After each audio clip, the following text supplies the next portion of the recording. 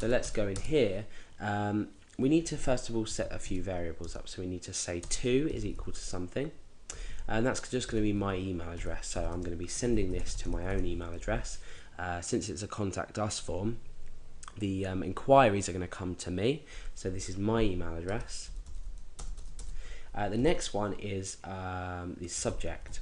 So I'm just going to predefine the subject as contact form submitted, just to let me know when I receive an email the subject is contact form submitted. What this going to do is it's going to just let me know that a contact form has been submitted. That's all basically. It's up to you what you set the header to. Now the body is going to equal the contact text, so the text that the user has entered in this text field here. And we are going to also set headers, and the headers is just going to be from, and then the email address is going to come here. So why do we do this? So I'll just put the variable in first. So contact email. Now what this is going to do is when I receive the email on my Squirrel Mail client here, when I get the email, it's going to say it's from and the email address that the user actually typed in the HTML form. This way what I can do is I can quickly press reply, and it will set up a reply to this email address where it came from. So it's a really nifty way of being able to quickly, instantly reply to a user after you've had a contact form submitted. And if you don't understand what I mean, then I'll show you a bit later when I actually receive the email. So everything seems set up now. We've got the contact text in there. We've got from, and we need also the contact name. So we can put this anywhere really. We could say body equals contact name, and then we can append onto it. Remember, when we want to do a line break, we need to use double quotation marks. So we can append a line break on there. So we'll have the contact's name and then a line break and then what they've written in the form. So now that we've got each value here, we can use the mail function. So mail, the parameters are first of all who it's to, and then the subject, and then the body, and then the headers.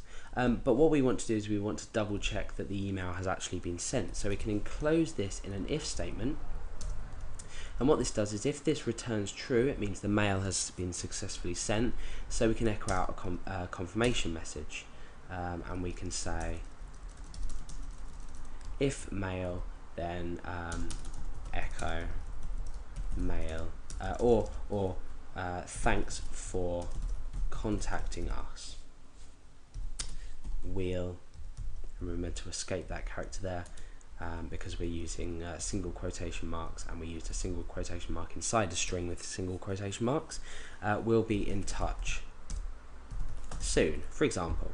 Otherwise, we want to let them know that we couldn't send the mail at this time. We're not going to be echoing out any errors, so we want to put an @ sign in front of the mail. So if this does return any errors, we're not actually displaying these to the user. So now we can say echo, sorry, an error occurred. Oh, I've spelled occurred wrong. Please try again later. Okay, so if the mail is sent and we're silencing this, so if we do receive any errors from this, it won't be displayed to our user. We're going to say thanks for contacting us, we'll be in touch soon.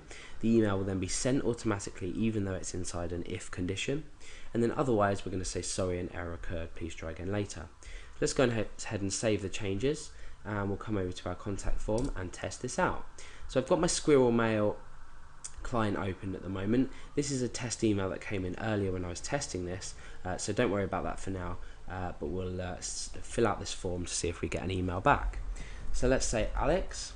My email address I'm going to set to alex@phpacademy.org, and here I'm going to say hi, just wondered how to well, we can write anything really, how to create a PHP file, something silly like that, because we're doing a PHP tutorial, so why not. So now let's click send. Thanks for contacting us, we'll be in touch soon. Let's go over to Squirrel Mail and click inbox, and you can see that I've got an email from alex@phpacademy.org. Remember the email address that we are saying it's from is this email here that we filled out. Let's go ahead and click on it. Okay, so it says now Alex. This is the user that has submitted this form, so the name of the person that submitted the form. And then, like I said before, we're breaking down and we're saying, hi, just wondered how to create a PHP file. So we've got the name of the user here, and we've got the body of the text that they filled out in the text area here. So now when we go to click reply here, what it'll automatically do is reply to the email address that the user supplied in here.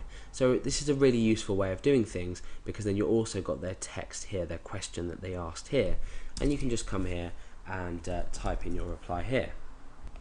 So that's how to create a basic contact form in PHP. Now there's a couple of things that you need to take into account before you actually put this on a public server.